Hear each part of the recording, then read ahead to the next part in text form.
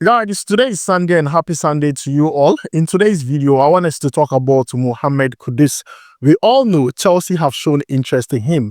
But then reports coming from England is that there is another team that have begun talks with West Ham. There is a second team from the EPL that have begun talks with West Ham concerning Mohamed Kudus. I'm here to tell you what the name of the team is and why they are interested in Mohamed Kudus. We're also going to hear from Coach Nimley concerning Mohamed Kudus transfer and talk about Inaki Williams, Thomas Partey, and also Ibrahim Sulimana. But before we jump into it, don't forget to like, subscribe, and also turn on notification. My name is Adam. You are watching SportsCornerGH. Quickly, let's jump into it and talk about Mohamed Kudus. It is general knowledge that Chelsea have showed interest in Mohamed Kudus. In fact, as I speak to you now, there are talks ongoing between Chelsea and also West Ham. First, they sent player plus cash. West Ham rejected. Now, the players in question were Robert Sanchez and also Dries Behold. West Ham told them that we are not interested in any of these players. Just give us the money. Now, Mohamed Kudus has a release clause of 85 million euros, which a lot of clubs believe is too high. Now, because of that, most of these clubs want to negotiate in such a way that it would favor them monetarily. Now, Mohamed Kudus, looking at the way he performed last season, that 85 million, truth be told, you and I would understand that it is too high. It is too high. No club would trigger that release clause. So Chelsea sent players plus cash. West Ham rejected. But what we hear is Graham Potter says that he likes that Robert Sanchez, their goalkeeper, the Sakura guy. He likes him. So because of that, Mohamed Kudus to Chelsea is back on. But upon all we are hearing concerning Mohamed Kudus to Chelsea, there's another club who have called West Ham to ask about Mohamed Kudus. The club is Arsenal. Arsenal have begun talks with West Ham concerning Mohamed Kudus. Now, Mikel Arteta is a long-time admirer of Mohamed Kudus and what he does with West Ham in the EPL, and they have begun talks. From what we hear from the report, Arsenal are not interested in triggering that release clause. They feel like the amount is too high. What they are looking to do is negotiate with West Ham. Now, West Ham would be okay if an amount of 60 to 70 million is brought forward for Mohamed Kudus. They know that most of these clubs are not going to trigger the release clause.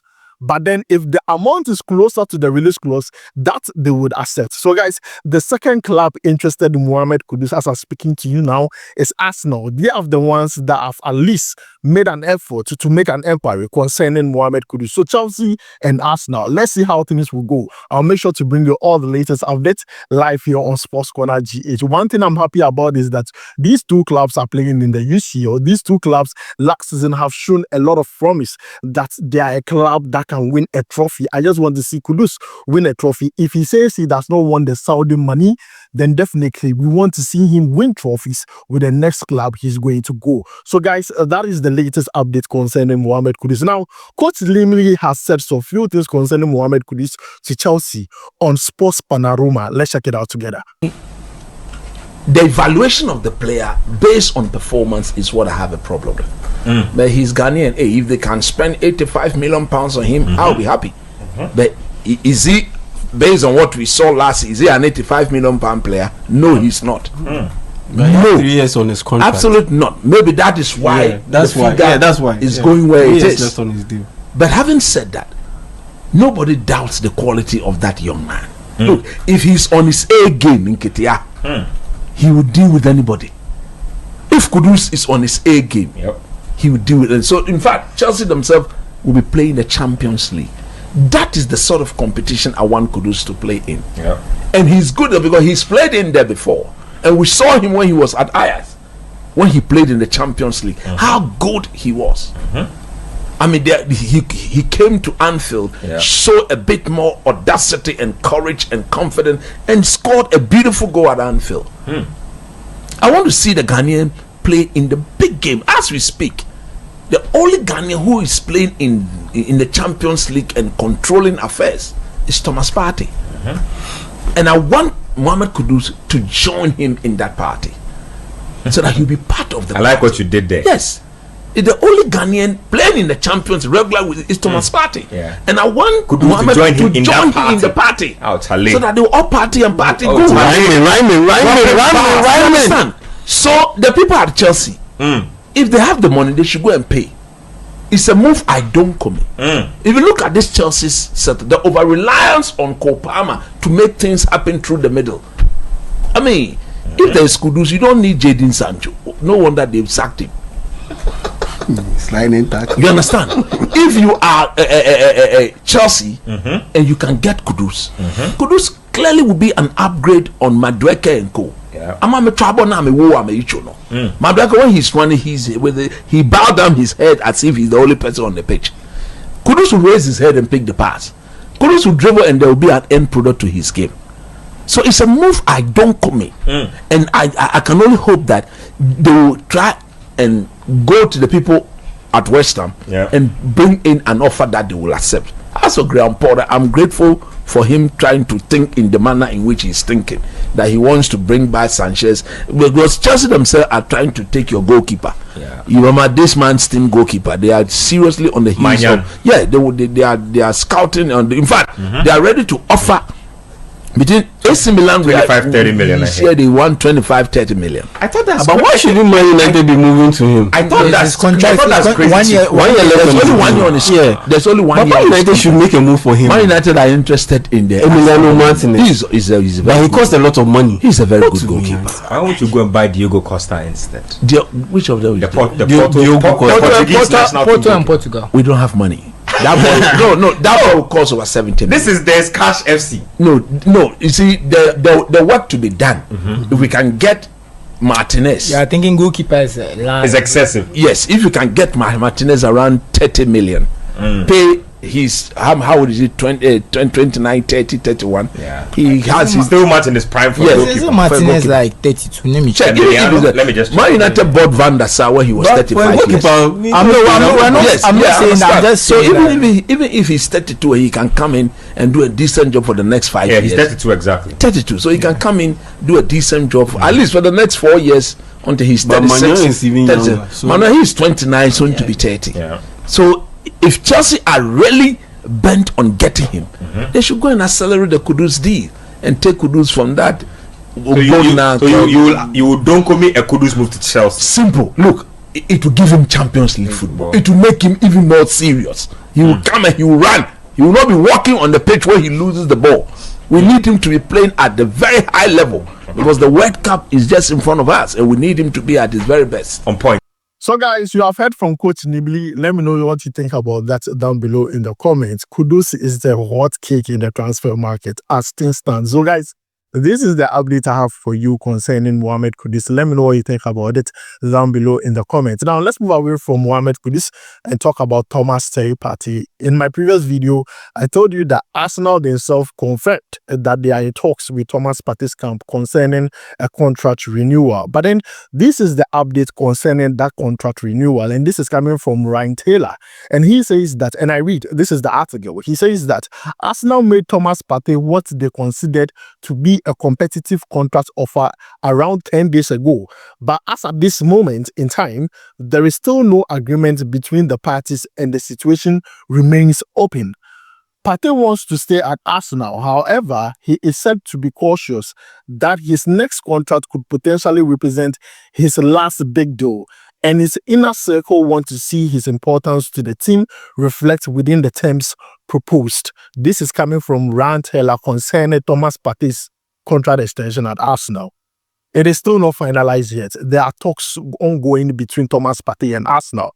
And also, that door has been opened for other clubs to negotiate with Thomas Partey. So a few days ago, we heard Barcelona even themselves had some talks with Thomas Partey's camp.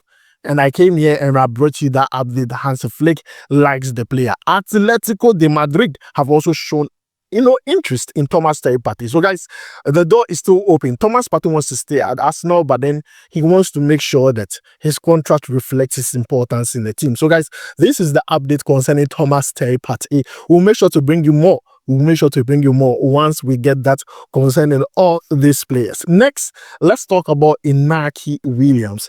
Inaki Williams, throughout his professional career, has only played one club, Atalanta club. And if he leaves today, he's a legend because with the club, he won the Copa del Rey. He sent them to the Europa League semi-finals. He sent them to UCL next season. So if he leaves that club today, he is a legend. He has been playing that club for close to 10 years now, if I'm not lying. What we hear is that Galatasaray in Turkey have made Inaki Williams their top target. They have made Inaki Williams their top target because Victor Osimhen is leaving. Now, most of the fans there in Gala are waiting to see Inaki Williams. And I don't know what Inaki Williams is going to decide on, but then what I saw between Osimhen and the fans in Turkey was just too beautiful. So if Inaki Williams is considering another challenge somewhere else, Turkey would be the right place for him because Galatasaray have a very good squad. They play very well in their own league and also when they are competing in Europe. They are going to play in UCL next season. That is where I feel like the conflict is going to come in because Atalanta Club is playing in Europe in the UCL. Same for Galatasaray. Is there something else going to be involved to convince Inaki Williams to leave a club that he has been playing since, to move away from that club to join Galatasaray? It's just a question that I believe Inaki Williams himself needs to sit down with his family and decide on. But I don't see Inaki Williams leaving Athletic Club, looking at the fact that they have Champions League to play. It would take a mountain to move to let him decide that, okay, I want to leave the club. But as I said, if he decides to leave Athletic Club today, he's a legend, looking at the things he has done for the club, playing a lot of games, being reliable for them. Right now, he has even been named captain for next season. You see why I believe it's very difficult for him to leave. He has been named captain for next season for Athletic Club. These are things that are going to make it difficult for Inaki Williams to leave Athletic Club. They are playing in the UCL. He's now the captain. He has played the club for so long. He wants to do another round or another season with the club and see how far they can go in Europe and also in the league. So it would take mountains to move for Inaki Williams to decide that he wants to leave Athletic Club to Galatasaray. But then, guys, this is still an open discussion. This is still the transfer rumor. Let's see what happens until then. But then, guys, this is the update concerning Inaki Williams. Now, moving away from Inaki Williams, let's talk about Ibrahim Sulimana, who just won Atalanta's Player of the Month of May. Now, this player in 3 games scored 2 goals for Atalanta, and everyone was talking about him. Some of his goals he scored in just that last few games helped Atalanta qualify for UCL next season. Now the coach, Gasperini, as at that time, talked about this player heavily, saying that he did not know he was that good. If he knew, he would have given him more time. Now this player has showed promise, and trust me, in the coming future, this player is going to get a lot of game minutes with Atalanta. He played extremely well for the club in the last few days in the season, and I believe he deserves the award for the Player of the Month of May. But then Ibrahim Sulimana, with Ibrahim Sulimana, let's see what happened. The sky is just the limit. This player is full of promise. It's just rather unfortunate that he did not get a lot of game minutes after moving to Atalanta. And now people are seeing how good he is as a midfielder who can also contribute when it comes to the goal scoring for Atalanta. So guys, this is the update I have for you. Don't forget to like, subscribe, and also turn on notification. We'll make sure to bring you more live here. My name is Adam. I'll make sure to see you in the next one. Charlie, we go vibe.